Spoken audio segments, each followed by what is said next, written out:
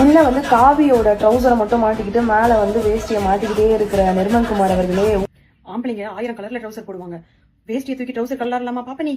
C RSS Kumar, actually Nirmalkumar அப்படின்னு எனக்கு கூப்பிட உங்களுக்கு விருப்பம் இல்லை, RSS குமார் தான் கூப்பிடணும், அதுதான் சரியாவும் இருக்கும். வாயால அவர் பேரை சொல்லி கூப்பிடுறதே நாங்க விருப்பப்படல. அப்புறம் தானே அதுக்கப்புறம் தயவு செஞ்சு உன் வாயால அவர் பேரை சொல்லி மட்டும் தயவு செஞ்சு அவர் பேரை மட்டும் இல்ல எங்க கட்சியில் இருக்கிற யாரு பேரையும் நீ சொல்லாது. ஏன்னா உன் வாயிலிருந்து அந்த பேர் வந்தாலே அசிங்கமா இருக்குது எங்களுக்கு. அதை தயவு செஞ்சு கூப்பிடாது.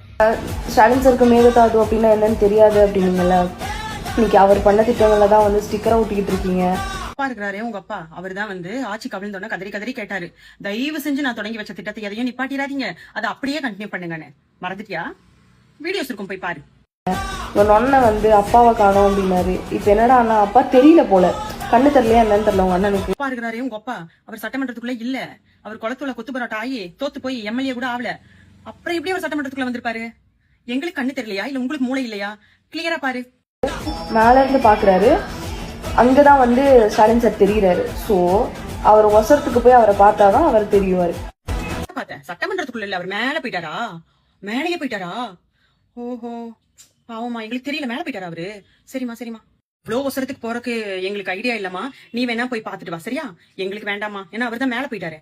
நீ போயிட்டு வாடி சொல்ல.